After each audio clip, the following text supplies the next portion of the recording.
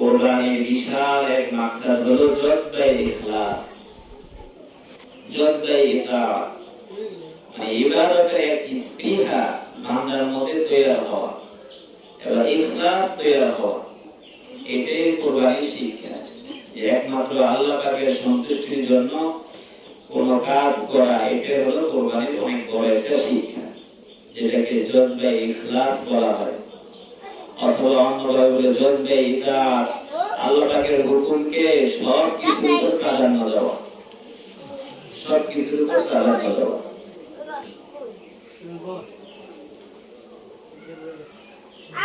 ভারতে এক ব্যক্তি ছিল, তো সে প্রতিদিন স্বল্প কিছু কাজ করতে, অল্প কাজ করতে, এগুলো দিয়ে কোন রকম সে এই রুটি আর ডাল এগুলো দিয়ে কোন রকম খেয়ে জীবন যাপন করত। তো এই লোক একদিন বলতেছে, সে তু মেরা খোদা নেহি, তু মেরা খোদা নেহি, मैं तेरा बंदा नहीं,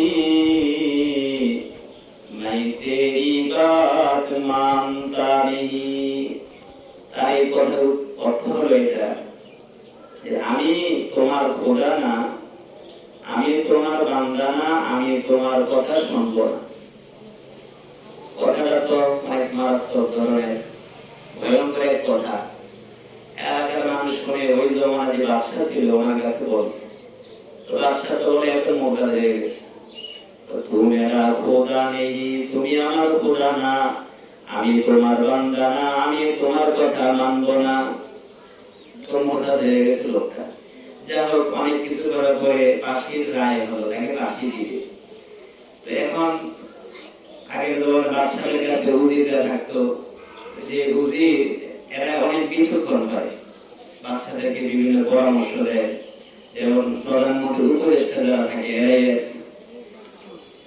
বিভিন্ন বিষয়ের উপদেষ্টা থাকে, এরাই হলো উজির ছিল আর কি, উজির মন্ত্রী।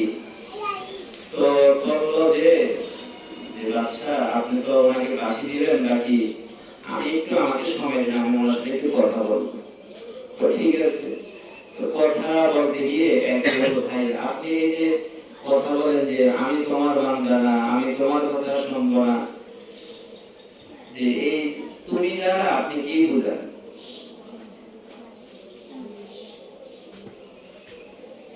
সে বলল, আমি আসলে দিন মজুর মানুষ, এই কোন রকম কিছু পাই, এগুলো দিয়ে আমার সংসার চলে। আমার যে আসলো, আমি আজকে থেকে, আগামীকাল থেকে রুটি আর হালুয়া খাবো, হালুয়া রুটি। হালুয়ার দাম ছিল ওই সময়, রুটি দিয়ে, হালুয়া দিয়ে রুটি খাওয়া অনেক মজাদার খানা। তো আমার যে আসলো, যেহেতু আমি কোন রকম খাই এই সাদা মাটা রুটি আর একটু কোন রকম একবারে পানির মতো পাতলা ডাল দিয়ে খাই, এখন হালুয়া খেতে হলে তো আমাকে সময় বাড়াইতে হবে, ওভারটাইম কাজ করতে হবে। আমি তো অল্প সময় কাজ করি, আর এই অল্প সময় কাজ করে কিছু আমি এই নিজের ভরণ পোষণের জন্য আমি ব্যয় করি, আর কিছু আমি আল্লাহ পাকের রাস্তায় খরচ করি, এই সামান্য আমার একটু আয়। এখন যদি আমি হালুয়া খেতে চাই, তাহলে তো আমার সময় আমার অনেক বাড়াইতে হবে, ওভারটাইম কাজ করতে হবে। আর ওভারটাইম কাজ করতে হলে এটা যে টাইমটা আমি ইবাদতে কাটাই, ওই ইবাদতের সময় কমাইয়া কাজের সময় বাড়াইতে হবে। তো লোকটা অনেক ইখলাস ওয়ালা ছিল, মুখলিস ব্যক্তি ছিল, যে কিছু অল্প পরিমাণ কামাই, এগুলি কিছু দিয়ে নিজের ভরণ পোষণ হইতো, কিছু দান করতো, এইভাবে কিছু এই গরিব মিসকিনের জন্য রাখতো, এই অল্প কিছু। এই ধরনের আয়ের মধ্যে অনেক বরকত আমরা জানি, যে ইখলাস এবং হালাল একেবারে পিওর খাবার, এগুলোর মধ্যে অনেক মানুষের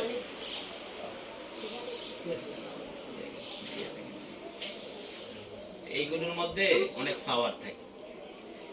এরকম দেওবন্দের মধ্যে এক লোক ছিল, ওনার নাম হলো আল্লাহ মিয়া। উনি ঘাস বিক্রি করতো, মানে ঘাস কাটতো, ঘাস বিক্রি করতো, 4 আনা বিক্রি করতো। 1 আনা দিয়ে চলতো প্রতিদিন, আর 1 আনা আল্লাহ রাস্তায় দান করতো, 1 আনা জমা করতো।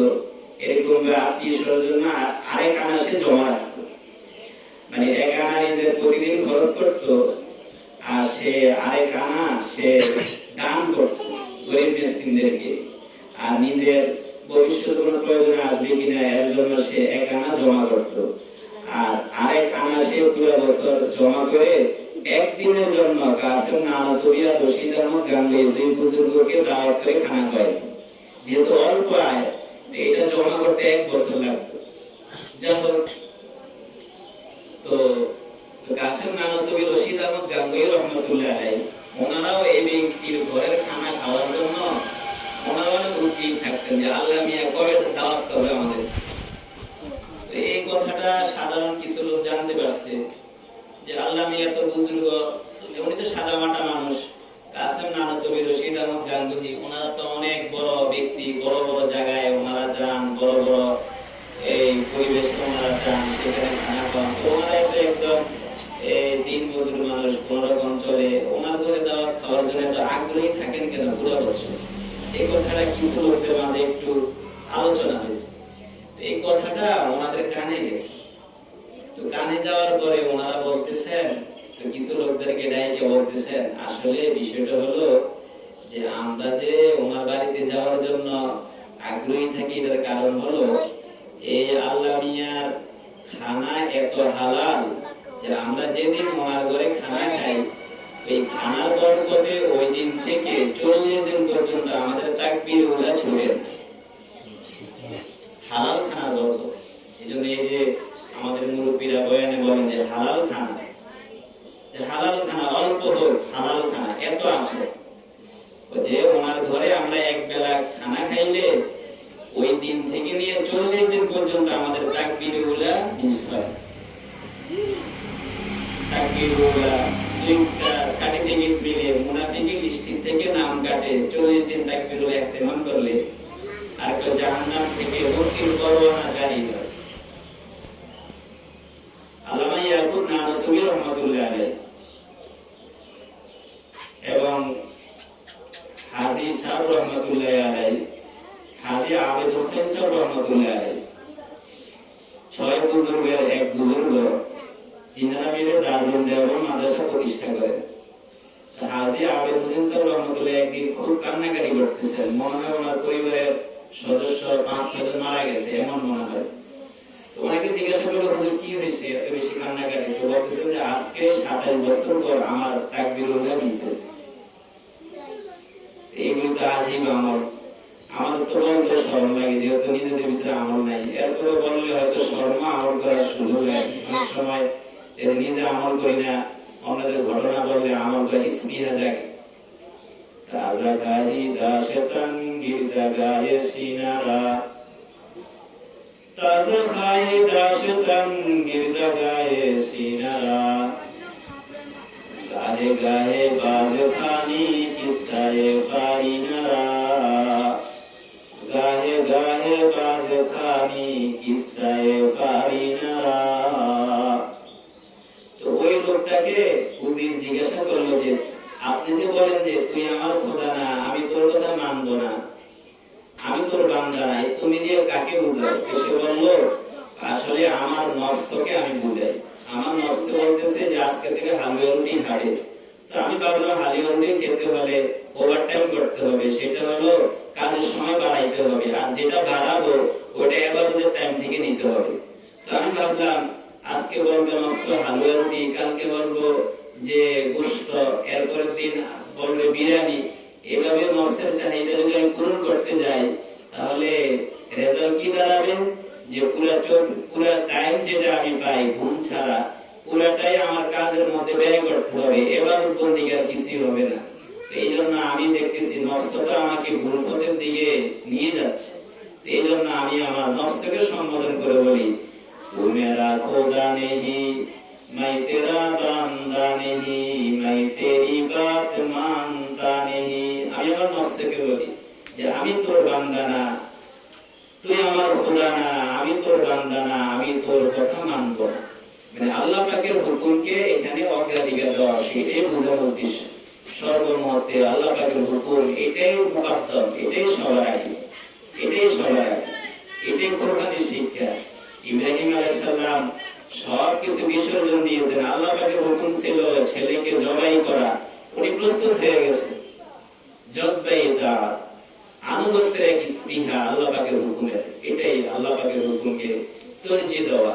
আর ইখলাস একমাত্র আল্লাহ পাকের সন্তুষ্টির জন্যই করা। हम तुम्हें बता काहे उस रब्त खुफी से मालूम नहीं किसी को ये राज नहीं है। मेरे এমন দিনের অবস্থা হবে যে একমাত্র আল্লাহ পাকে জানবে, ফেরেশতারাও জানবে না। এমন ইখলাস, এমন এক শক্তি। এজন্য আমরা তো এটা তাবলীগের মধ্যে এই সবাই আলোচনা করে আমরা দেখি সাহাবায়ে কেরামের সামান্য একটু আমল এটা উহুদ পাহাড় পরিমাণ হয়ে যায়। আমরা যদি উহুদ পাহাড় পরিমাণ দান করি, কিন্তু আর সাহাবায়ে কেরাম যদি সামান্য একটু দান করেন এক মুঠ, এটা সওয়াব ফজিলত উহুদ পাহাড় পরিমাণ হবে। কেন? ইখলাসের কারণে। আল্লাহ পাক আমাদেরকে জজবে ইতাআত, সব কিছুর উপর আল্লাহ পাকের হুকুমকে যেন আমরা অগ্রাধিকার দিতে পারি, তারজিহ দিতে পারি, আর সাথে সাথে সব কাজ আল্লাহ পাকের সন্তুষ্টি করতে পারি, এই শিক্ষা যেন আল্লাহ পাক আমাদেরকে দান করেন।